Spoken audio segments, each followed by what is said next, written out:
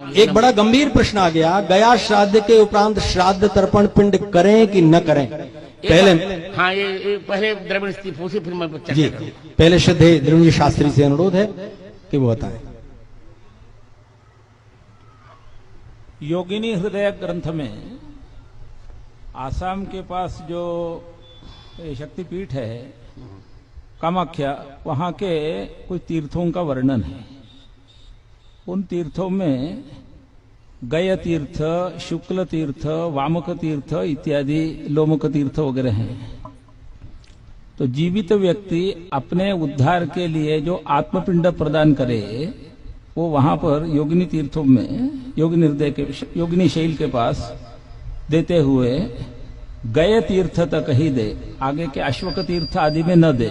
यदि देगा तो प्रतिवर्ष 1 मास या 2 मास उसकी आयु कम होगी। इसके लिए वहां कहा गयान्तम पिंडदानम, यानी गय तीर्थ तक ही पिंडदान करना। ये आत्म पिंडदान है, मृत लोगों के लिए पिंडदान नहीं है। ये जीवित व्यक्ति स्वयं के उद्धार के लिए वहां पिंड दे सकता है, वो गय तीर्थ तक ही दे, आगे न दे। वहां का वाक्य है गयान्तम पिंडदानम, गय अंतम, ऐसा। तो उस भ्रम से उसको लेकर के गया के लोग बैठ गए, गयान्तम पिंडदानम इसलिए कहते हैं, उसमें कोई तत्व नहीं है। करना चाहिए पिंडदान। बहुत श्रेष्ठ। पूज्य ब्रह्मचारी जी महाराज भी इस पर 2 क्षण बताएं। गया श्राद्ध के बाद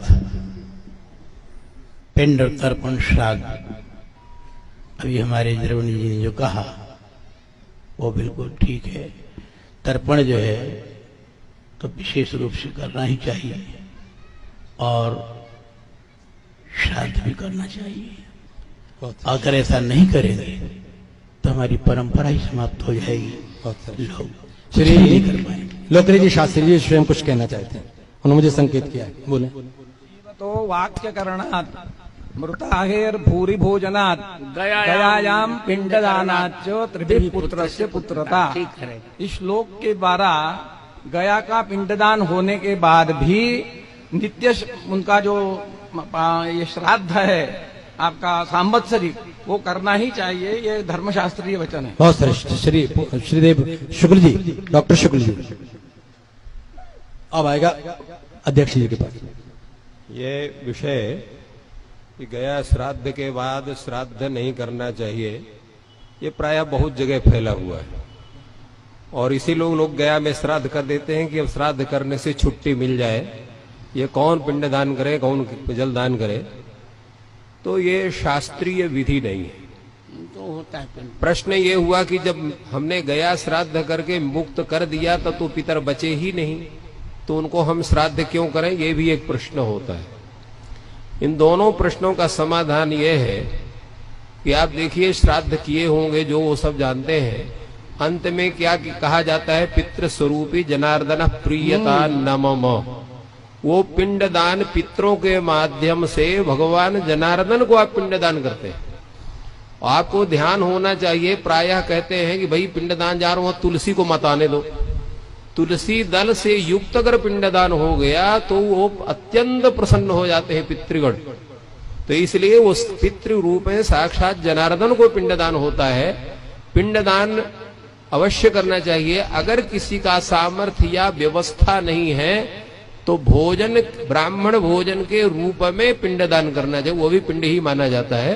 तो ब्राह्मण भोजन करके आप श्राद्ध कर सकते हैं। मान लीजिए अन्य व्यवस्था किसी कारणवश नहीं हो पाती है, तो ये शास्त्र का पूरा नियम है, इसका कहीं उल्लंघन नहीं है, कहीं इसका निषेध नहीं है। अब तो आपको समझ में आ गया कि महालय में पितृपक्ष में आपको अपने माता पिता की तिथि में श्राद्ध करना है। लोग गया जी पिंडदान करने नहीं जाते, पिंड छुड़ाने जाते हैं। एक बार पिंड डाले आवे न तर्पण करना न श्राद्ध करना। अरे नित्य श्राद्ध है, नित्य तर्पण है। बलवेश देव कर्म करते, उसमें नहीं क्या है, उसमें भी तो है। पितृव्यास सुधार बता दिया। और यहाँ तर्पण तो नित्य है, वो तो 9 कृष्णानम संध्या जपो होमा स्वाध्याय देवतार्चनम वैश्य देवम तथा तिथ्यम नवम पितृतर्पणम। ये 9 कार्यों में नित्य अन्य कार्यों में पितृतर्पण को तो अनिवार्य माना गया है। और श्राद्ध का विषय भी सभी विद्वान स्पष्ट कर दिया। एक बार 1974 में मुझे स्मरण है, सांगवेद विद्यालय में वाराणसी में एक धर्म सभा हुई थी। उस धर्म सभा की अध्यक्षता की थी करपात्र स्वामी ने। और मुख्य अतिथि थे पंडित राजराजेश्वर शास्त्री जमीन, और विशिष्ट अतिथि के रूप में प्रश्न कर रहे थे तत्कालीन न्याय विभाग अध्यक्ष हमारे संस्कृत विश्वविद्यालय के बद्रीनाथ जी शुक्ल। ये चर्चा आई थी, तो चर्चा में ये निर्णय हुआ था कि गया श्राद्ध के पहले यदि पिंडदान नहीं होगा तो दंड मिलेगा। उन्होंने कहा कि गया श्राद्ध के बाद पिंडदान करना चाहिए। मान लीजिए किसी के पास धन नहीं है तब वो प्रत्यवाय नहीं लगेगा, यही केवल गया श्राद्ध का महात्मा होगा। बहुत श्रेष्ठ। माने अन्यत्र तो गया श्राद्ध के पहले तो प्रत्यवाय भी लगेगा।